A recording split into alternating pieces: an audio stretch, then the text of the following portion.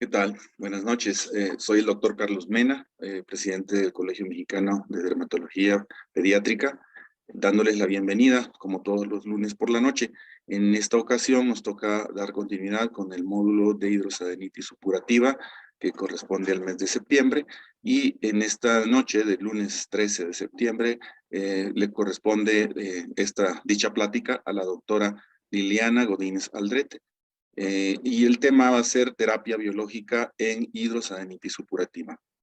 La doctora Godínez Aldrete tiene especialidad en medicina interna y dermatología por el Instituto Mexicano del Seguro Social, en el Centro Médico de Occidente y en el Centro Médico Siglo XXI. Tiene una subespecialidad en dermatopatología por el Hospital General de México.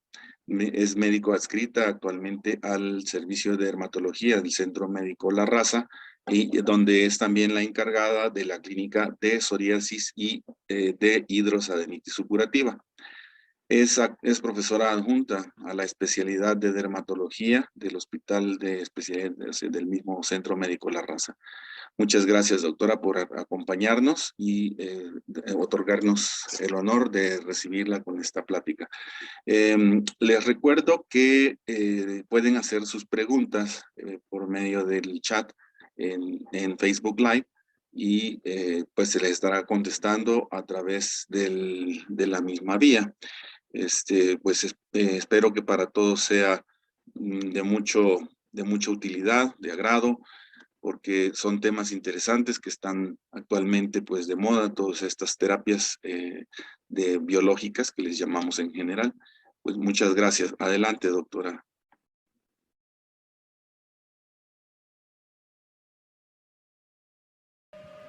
Hola, soy la doctora Liliana Godínez Aldrete, soy dermatóloga y dermatopatóloga y actualmente laboro en el Hospital de Especialidades del Centro Médico Nacional La Raza. Tengo el gusto del día de hoy hablarles un poquito del tratamiento biológico para hidradenitis supurativa. Quisiera compartirles un caso que tuvimos en el servicio. Este es un adolescente de 16 años con antecedente de tabaquismo positivo que inició a los 15 años de edad a razón de 2 cigarrillos día. Él presentaba una dermatosis que inició a los 13 años con la aparición de nódulos y abscesos en la región axilar izquierda. Posteriormente tiene diseminación de las lesiones a la axila derecha y a la región inguinal y los glúteos. Él nos refería que presentaba brotes con la presencia de estos nódulos o pústulas con frecuencia de 2 a 3 veces al mes. Y bueno, inicialmente este paciente había sido visto por el Servicio de Dermatología Pediátrica ahí mismo en el Hospital General de La Raza, y ellos en aquella ocasión habían hecho un diagnóstico de hidradenitis supurativa y acné conglobata. Comentaban que, bueno, que tenía elementos para pensar en un síndrome de oclusión folicular. A los 13 años, que es cuando lo ven en el servicio de dermatología pediátrica, inician un tratamiento a base de isotretinoína con una dosis que alcanza hasta 40 miligramos día durante un año, con lo cual tiene una respuesta parcial. El paciente, sobre todo durante ese año que estuvo en tratamiento, tuvo mejoría de las lesiones a nivel de cara y tronco, que era el componente del acné. Sin embargo, el componente de la hidradenitis había tenido una evolución persistente y progresiva de las lesiones con diseminación de las mismas hacia la región suprapúbica y la cara interna de los muslos. Incluso el paciente en alguno de los brotes que tuvo fue hospitalizado en el servicio de infectología por 3 días para la administración de antibióticos por vía intravenosa. Después de ese año había tenido muchas recaídas, incluso había requerido de varios tratamientos con clindamicina, doxiciclina, tetraciclinas y otros antibióticos. Sin embargo, las mejorías eran transitorias. Y bueno, en cuanto a las lesiones, él continuaba progresando, desarrolló la presencia de fístulas, cicatrices retráctiles y ya presentaba una limitación muy importante para la movilidad de ambos brazos. Aquí les muestro las fotografías del paciente cuando lo vemos en el servicio de dermatología de adultos, cuando él ya alcanza la edad de 16 años, que por zonificación, bueno, se nos refieren a nosotros. Y ustedes pueden observar cómo esta dermatosis pues afecta de forma extensa las axilas. Pongan atención en la presencia de estos microporos porque, bueno, generalmente le aplicaba esto en las zonas donde había fístulas y drenaba material purulento, y podemos ver estas áreas extensas de erosiones y las cicatrices retráctiles que limitan la movilidad de la zona. Y bueno, como decíamos, la dermatosis también afectaba al tronco y las extremidades inferiores, de forma muy importante el pliegue infraabdominal, la zona suprapúbica y la cara interna de los muslos. Debido a la historia de falla tratamiento que el paciente tenía, se somete por solicitud especial el caso para la autorización de un tratamiento biológico. Nosotros iniciamos una dosis de adalimumab para adultos porque el paciente pesaba más de 60 kilos, que es la que ven aquí en la pantalla. Es una dosis de impregnación de 160 miligramos, a las 2 semanas se dan 80 miligramos y a partir de la 4ª semana es 40 miligramos a la semana. Quiero hacer mención de que existe ya la autorización de este biológico para hidradenitis en pacientes adolescentes. Sin embargo, bueno, el ajuste de la dosis se da en pacientes que son mayores de 12 años, que tengan al menos 30 kilos. Si superan los 60 kilos ya se puede dar una dosis para adultos. Y como ven aquí, bueno, la dosis varía un poquito, es la mitad. La dosis de inducción serían 80 miligramos de inicio, 40 miligramos a los 7 días. Y a partir de la semana 3 se recomiendan 40 miligramos cada 15 días o cada 2 semanas. Les muestro las fotografías del paciente a las 4 semanas de iniciar.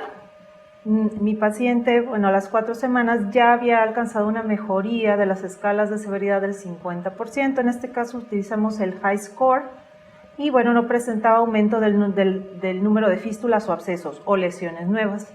Les muestro las fotografías a las 12 semanas. Igual, él continuaba con algunas fístulas que drenaban, sin embargo, bueno, la inflamación había mejorado significativamente. Aquí les pongo algunas fotografías del antes y después. Recuerden que esto es a 12 semanas y afortunadamente nuestro paciente ha continuado su tratamiento a pesar de la pandemia. Les muestro fotos al año de tratamiento y bueno, quiero que noten cómo de forma muy importante incluso las cicatrices ya se habían remodelado y bueno, la limitación de la movilidad había mejorado significativamente. Bueno, quisiera a propósito de este caso tocar un poquito acerca de la fisiopatología y el tratamiento de hidradenitis supurativa con un enfoque especial a la población pediátrica. La hidradenitis supurativa, como ustedes saben, es una enfermedad inflamatoria que afecta a los folículos pilosebáceos. Se cree hoy día que es un desequilibrio del sistema inmunológico en una persona que puede tener una predisposición genética. Y bueno, como ustedes saben, predominan áreas donde puede haber estos folículos pilosos. Particularmente se dice que a los pliegues que son ricos en glándulas apócrinas. Y bueno, actualmente ya se conoce que es una enfermedad que puede estar muy asociada a otras enfermedades autoinmunes o autoinflamatorias, como el pioderma gangrenoso o la enfermedad intestinal inflamatoria. En la mayoría de los reportes epidemiológicos sobre la enfermedad se comenta que hay una prevalencia en la población aproximadamente del 1%. El cual puede subir hasta el 4% si se estudian poblaciones especiales como son mujeres en edad reproductiva. Como vemos en la diapositiva, es mucho más común en las mujeres, se dice que la relación va de 3 a 1 y bueno, es mucho más frecuente en edades reproductivas. Generalmente empieza en la pubertad y su mayor pico va a ser entre los 20 y 30 años. También se sabe que remite en muchas ocasiones en la 6ª década de la vida, por lo cual se le ha ligado a factores hormonales, aunque muchas veces si hacemos el estudio pues los vamos a encontrar normales.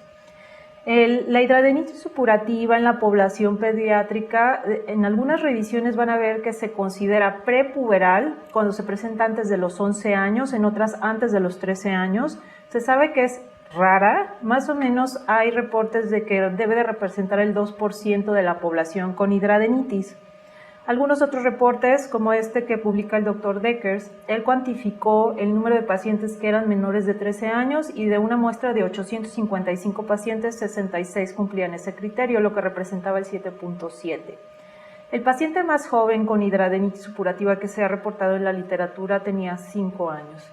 Y bueno, hay otra revisión realizada por la doctora Lee Wong en el Journal de la Academia Americana de Dermatología y ellos buscaron los reportes publicados en pacientes pediátricos y encontraron únicamente en el lapso de 1978 al 2015 12 reportes de caso, lo que nos hace pensar que es una enfermedad realmente rara en esta población. Ahora, sí se menciona que cuando se presenta a estas edades es frecuente que el paciente tenga historia familiar. Comúnmente se puede presentar en el 56% de los casos comparado con el 35% de los casos que se suelen ver en pacientes que tienen hidradenitis supurativa que son adultos. Ya se han detectado algunas mutaciones de genes de la vía de la gamma secretasa y de la vía de señalización Notch, que les comento en la diapositiva, que se saben que están implicados en la queratinización del folículo. Los pacientes que tienen esta asociación familiar se sabe que van a tener una presentación clínica más extensa y severa, y que evidentemente si se está presentando una edad temprana, pues eso representa la severidad. También se sabe que en población pediátrica es mucho más frecuente encontrar alteraciones endocrinológicas. Entre ellas vamos a ver datos de hiperplasia adrenal, adrenarquia prematura, obesidad y el síndrome metabólico, que también se ha documentado es mucho más frecuente en adultos. En cuanto a su fisiopatología, bueno, como comentábamos, se cree que hay factores genéticos que predisponen al paciente a presentar la enfermedad, los cuales sí interactúan con algunos factores del ambiente que vamos a revisar más adelante. Esto pueden despertar una respuesta inflamatoria que se va a perpetuar y se puede amplificar. Como ya habíamos comentado, bueno, esta teoría unificadora de donde que es la que trata de explicar cómo se da la hidradenitis supurativa es estas alteraciones genéticas que ya habíamos mencionado, la gamma secretasa y la vía de señalización Notch, junto con los factores ambientales, algunas alteraciones de la microbiota cutánea y, bueno, eventualmente va a haber niveles elevados de algunas citocinas. Este modelo que les muestro en la diapositivas narra más o menos los cambios que va a haber morfológicamente a nivel del folículo pilosebáceo. Esto generalmente empieza con una obstrucción folicular, una posterior dilatación de la unidad pilosebácea que va a retener este contenido de queratina y de bacterias que normalmente habitan ahí. Esto va a crecer, posteriormente va a haber una ruptura de esta unidad pilosebácea y, bueno, cuando se vierte el contenido de la unidad pilosebácea a la dermis va a haber una respuesta inflamatoria. Sabemos que en este caso va a ser una respuesta inflamatoria de tipo innata la que va a entrar inicialmente. Y, bueno, el paciente va a experimentar la presencia de un nódulo inflamado en la zona que afecta. Ahora, no se sabe qué es lo que hace que este paciente cruce un umbral y en lugar de remitir la lesión, porque a más de uno de nosotros nos ha salido una lesión inflamatoria, un nódulo que duele y se quita, no se sabe qué es lo que hace que el paciente, en lugar de remitir esta respuesta inflamatoria, tenga una respuesta crónica y esta se perpetúe, destruyendo el tejido que está alrededor y, como podemos observar, se van a formar estos trayectos fistulosos o incluso abscesos en la zona donde lo presentó. Y esto se cree que se da por la activación de esta cascada de citocinas proinflamatorias y que entran en un ciclo inflamatorio vicioso. Se han hecho estudios de determinación de este perfil de citocinas en muestras de tejidos y actualmente se sabe que las citocinas más implicadas van a ser interleucina 12, interleucina 23, interleucina 17, factor de necrosis tumoral alfa e interleucina 1 beta. Y, bueno, como comentábamos, también va a haber algunos mecanismos que van a tratar de compensar este proceso inflamatorio crónico, como es el aumento de la interleucina 10, que tiende a ser una citocina antiinflamatoria. Y, bueno, va a haber reducción también de la interleucina 22. Se cree que al haber niveles bajos de interleucina 22, eso va a afectar a los péptidos antimicrobianos que hay en la piel y eso va a propiciar que haya una colonización de las lesiones por bacterias que comúnmente son comensales de la piel. Y que, bueno, al estar estas bacterias ahí por un periodo prolongado, eso va a perpetuar la respuesta inflamatoria. Aquí les muestro uno de los estudios realizados por el Dr. Van der Zee, donde él hace un perfil de citocinas de muestras de tejido en pacientes con hidradenitis, tanto de la región de las lesiones, la zona perilesional, y lo compara con muestras de tejido de pacientes con psoriasis y pacientes controles. Si se fijan aquí, él encontró niveles elevados de varias citocinas, entre ellas interleucina 1 beta y factor de necrosis tumoral. Y si ven la diapositiva, bueno, las cantidades o la medición de estas citocinas en hidradenitis comparado con los pacientes con psoriasis van de 5 hasta 7 veces lo que veríamos en un paciente con psoriasis. Algunos de los factores predisponentes que van a propiciar la presentación de estos brotes en estos individuos que decimos que están genéticamente predispuestos son el tabaquismo, que ya se tiene un vínculo muy claro entre la enfermedad y inclusive el paciente ya lo presentaba este antecedente. Y bueno, vamos a revisar cuáles son los factores que hacen que el tabaquismo esté tan asociado. La obesidad también se sabe que predispone al paciente a un estado proinflamatorio, y bueno, se sabe que la maceración continua de los pliegues también va a predisponer a la presentación de estos brotes. Los factores hormonales que ya habíamos comentado, comúnmente se sabe que esto empieza en la adolescencia, en la pubertad. Va a haber empeoramiento durante los periodos menstruales en mujeres y se sabe que muchas veces puede mejorar durante el embarazo y la menopausia, como habíamos comentado. La ropa ajustada, como decíamos, va a ocasionar esta fricción, esta maceración de los pliegues, que va a ser importante para el desarrollo de brotes. El uso de irritantes locales como desodorantes o métodos de depilación también pueden ser importantes. Hay que interrogar a los pacientes sobre qué aplican en la zona, porque muchas veces aplican sustancias como pasta de dientes, cloro u otras cosas que los puede predisponer a estos brotes. Y se sabe que algunos fármacos como el litio, los anticonceptivos orales y la isotretinoína, curiosamente, que a veces es una de las opciones de tratamiento que consideramos, se sabe que en algunos casos puede predisponer a los brotes o exacerbar el cuadro.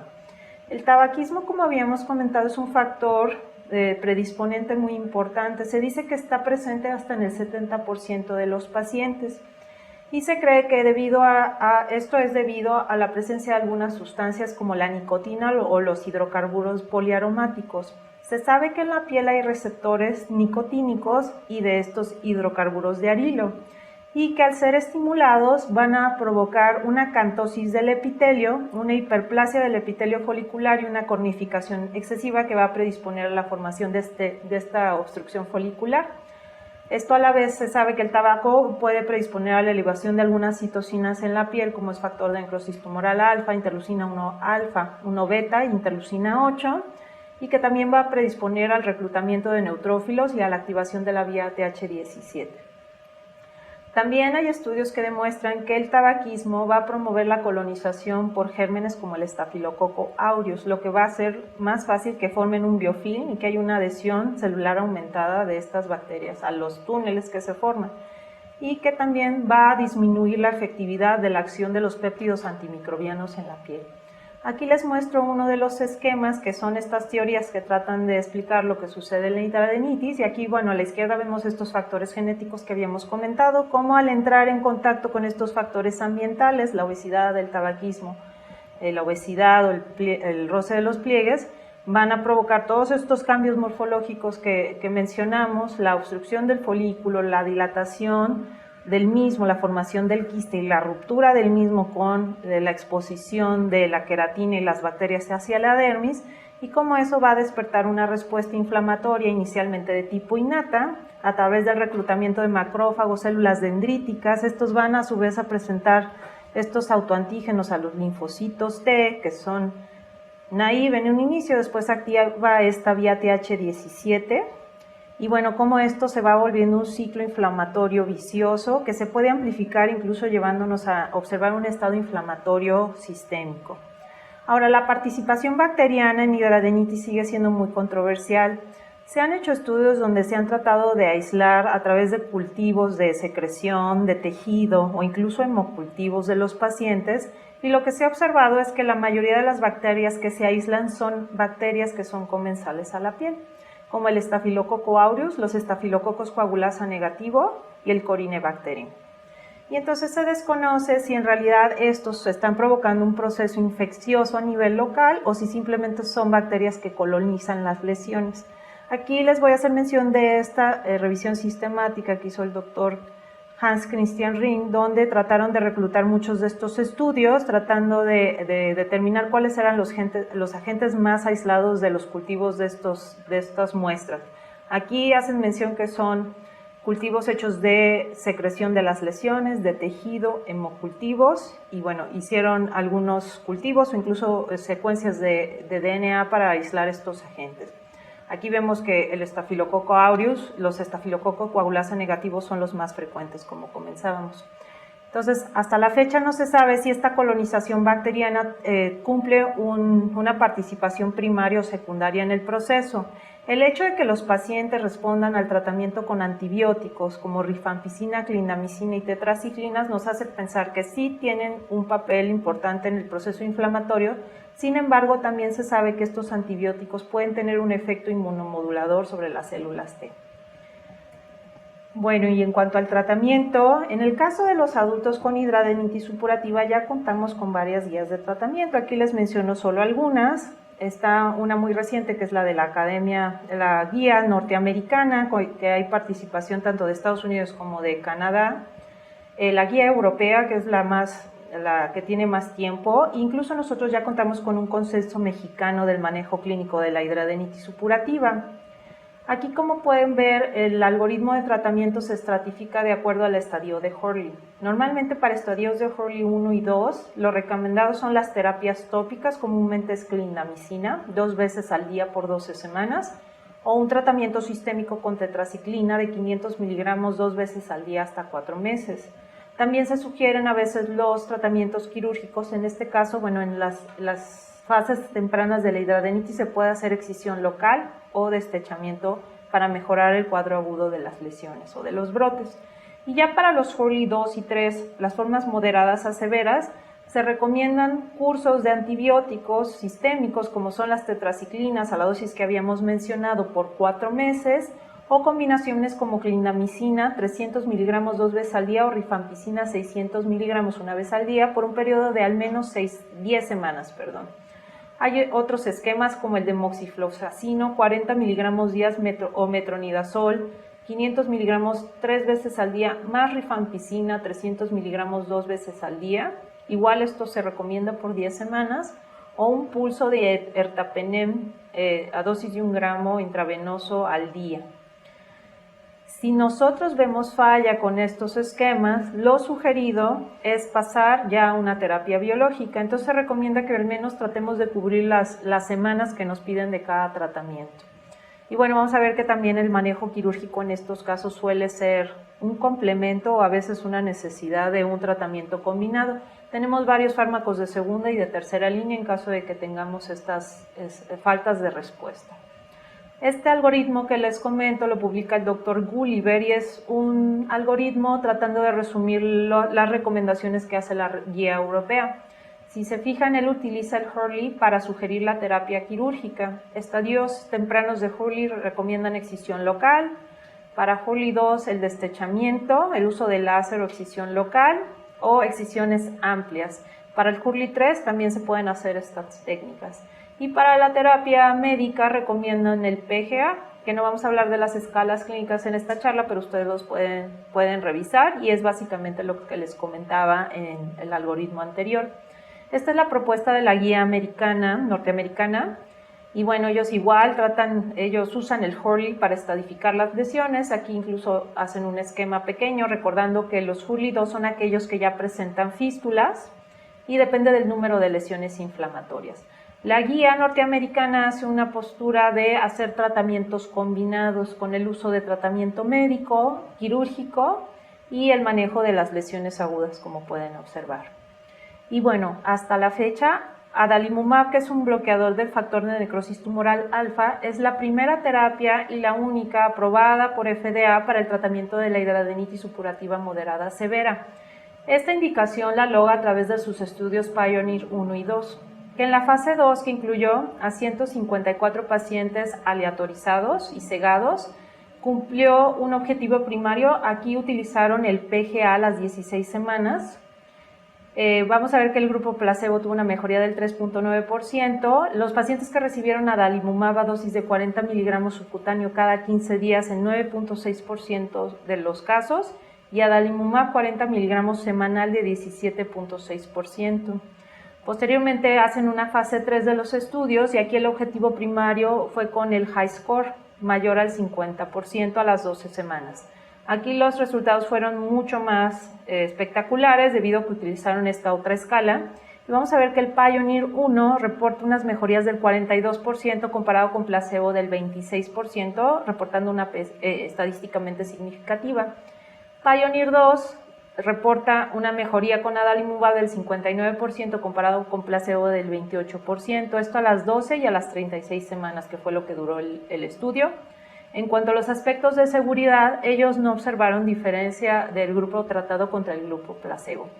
Aquí les muestro el diseño del estudio Pioneer 1, que si se fijan incluyó 307 pacientes. Aquí se ve que fueron aleatorizados, haciendo un brazo de tratamiento con dosis de inducción y un grupo placebo. Estuvieron en ambos brazos por 12 semanas y posteriormente fueron realeatorizados. El grupo de tratamiento se estratificó un grupo que recibió 40 miligramos semanales, otro que recibió 40 miligramos cada 15 días y un grupo placebo. Y el grupo placebo se le administró el tratamiento con una dosis de inducción. Recuerden que este estudio se mide hasta las 36 semanas. Comparado con el estudio Pioneer 2, que utilizó a 326 pacientes, donde hubo un brazo tratado con una estratificación parecida a la anterior a las 12 semanas y un grupo placebo que permaneció desde la semana 0 hasta las 36 semanas. Existen estudios de extensión incluso para el uso de adalimumab en hidradenitis supurativa hasta 3 años, que es el estudio de extensión abierta en fase 3 o LE. Y si se fijan, bueno, se puede ver aquí en las curvas que dependiendo de cómo se estratifica a la población, las respuestas se mantienen más o menos iguales hasta los 3 años. Ahora, la información con la que contamos para otras terapias biológicas suele ser de menor nivel de evidencia. Tenemos estudios realizados con un bloqueador de interleucina 1 beta, que es anakinra. Este fue un ensayo clínico controlado que se hizo en 20 pacientes, donde se administró anakinra a dosis de 100 miligramos día en 10 pacientes contra un grupo placebo. El objetivo primario aquí fue con el high score a 12 semanas y vamos a ver que los pacientes de anakinra respondieron o lograron este objetivo primario en 7 de 9 pacientes, mientras que en el placebo fue de 3 a 10. También existen algunos estudios pilotos abiertos, por ejemplo, hay uno realizado en 6 pacientes, donde 5 de 6 mostraron mejoría en las escalas de Sartorius y en el DLQI a las 8 semanas. Actualmente con estos estudios ya tiene una indicación en la guía norteamericana para inicio de tratamiento en caso de falla a un anti-TNF. También existen estudios con ustekinumab, hay uno realizado en 17 pacientes, fue un estudio abierto en los cuales se les administró una dosis de 45 miligramos cada 12 semanas, logrando una mejoría del high score mayor al 50% en 14 de 17 pacientes a las 40 semanas. Igual con estos estudios logró una indicación para tratamiento en pacientes con falla anti-TNF. Secukinumab actualmente tiene 2 ensayos clínicos corriendo en Clinical Trials, esos son los registros. Y bueno, tiene además publicado un estudio abierto realizado en 20 pacientes con secukinumab, 300 miligramos. Ellos iniciaron dosis semejantes a psoriasis con 0, 1, 2, 3, 4 y 5 dosis.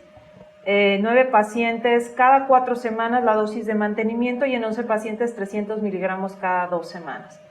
El objetivo primario igual fue alcanzar un high score mayor al 50% a 24 semanas y bueno, se vio que se cumplió este objetivo en 14 de 20 pacientes con esta medida del high score mayor al 50%. Existen estudios realizados con infliximab. Infliximab tiene un ensayo clínico controlado que es solamente realizado en un centro. Aquí estratificaron a los pacientes en 2 grupos, uno que recibió infliximab a dosis de 5 miligramos por kilo, 15 pacientes, y un grupo placebo con 18 pacientes. La dosificación fue semejante a la que se hace en psoriasis, con una dosis de inducción a las 0, 2 y 6 semanas y una dosis de mantenimiento cada 8 semanas y se realiza un cruce a las 8 semanas. Aquí igual el objetivo primario se utilizó otra escala que es el IHS4, buscaban que esto mejorara más del 50% a las 8 semanas, lo cual se logró en 27% de los pacientes del grupo de infliximab comparado con 5% del grupo placebo. Aquí sí desafortunadamente no tuvieron una P estadísticamente significativa, por lo tanto debido al menor nivel de evidencia también se indica como una terapia cuando hay falla al tratamiento con anti-TNF, refiriéndose específicamente a adalimumab. La dosis óptima actualmente no se conoce, lo que se sugiere es que demos una dosis de 5 miligramos por kilo Aquí la dosificación se recomienda que sea cada 4 semanas, diferente a lo que hacemos en psoriasis, o que hagamos aumentos de las dosis de 10 miligramos por kilo cada 4 a 8 semanas si no vemos la respuesta que esperamos. Etanercept igual tiene ensayos clínicos controlados, aleatorizados, doble ciego, realizado en un solo centro. Sin embargo, este estudio no mostró beneficio y por lo tanto no está indicado actualmente para el manejo de hidradenitis.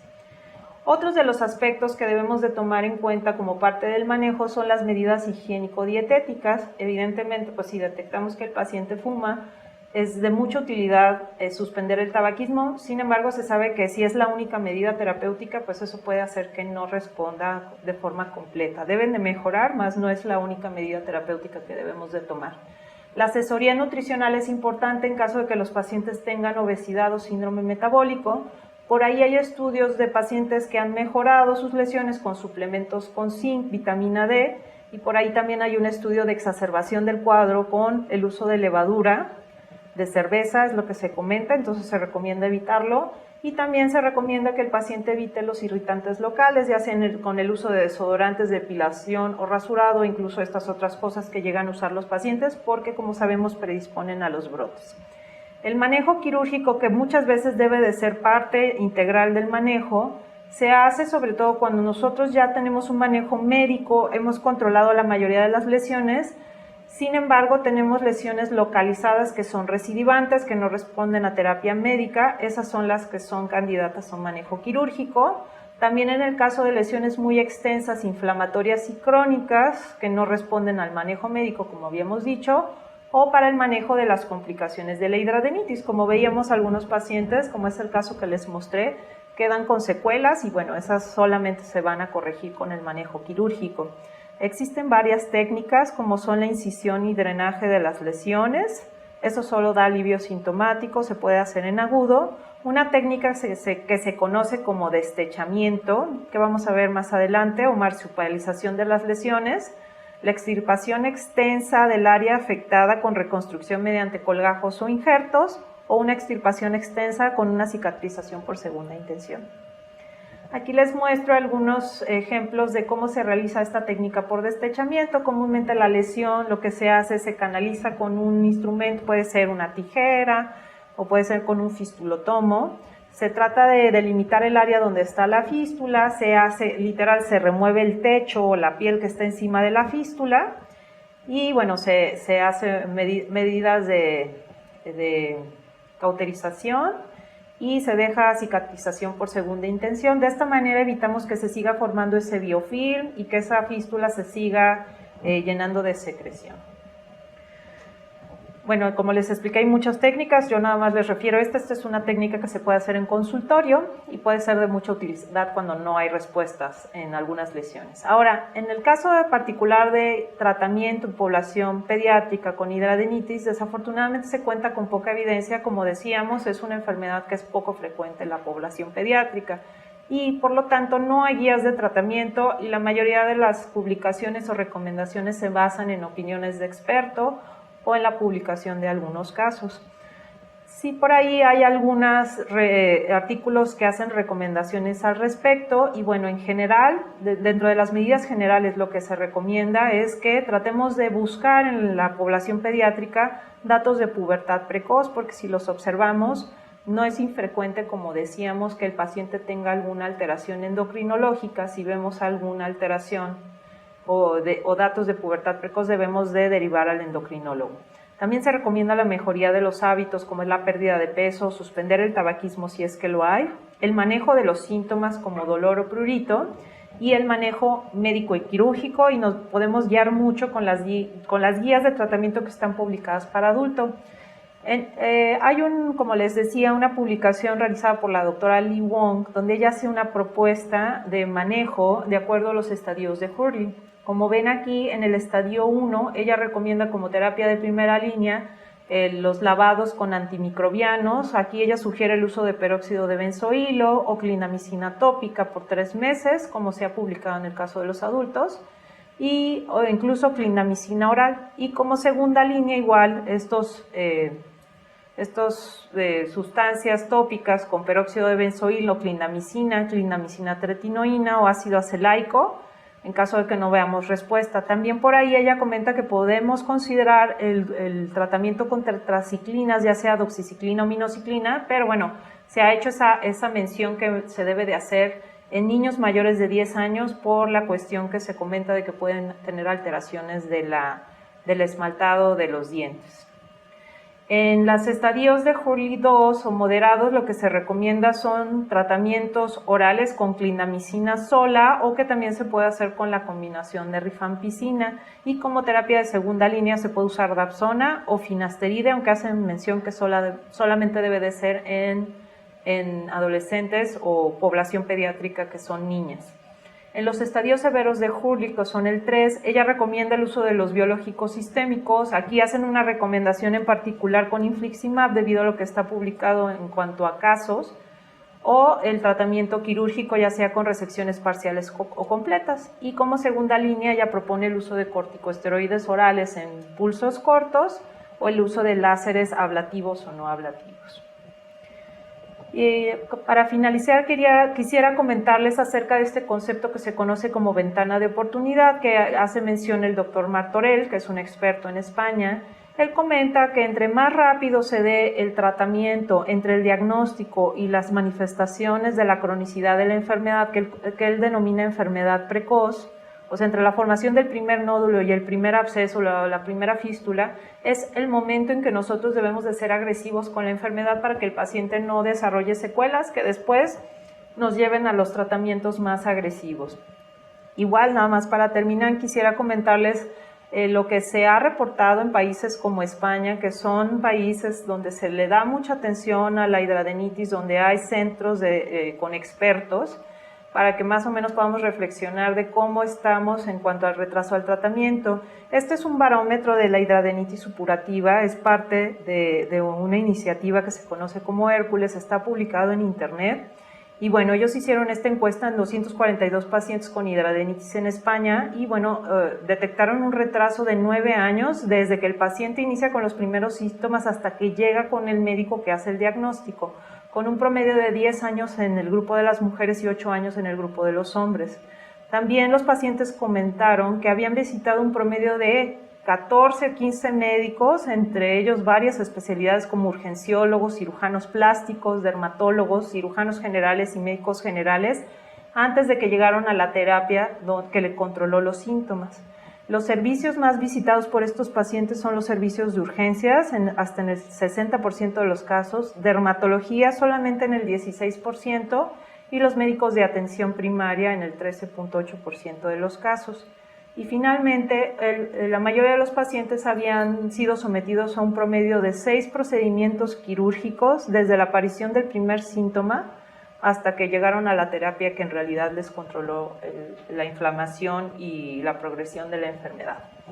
Quiero agradecer mucho.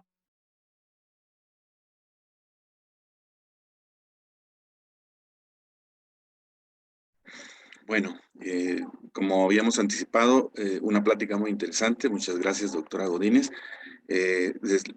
Recuerden que vamos a darle continuidad al módulo de hidrosalinitis supurativa. Para el próximo lunes 20 tenemos la participación de la doctora Lucía Achel con impacto de la hidrosalinitis supurativa en el paciente adolescente.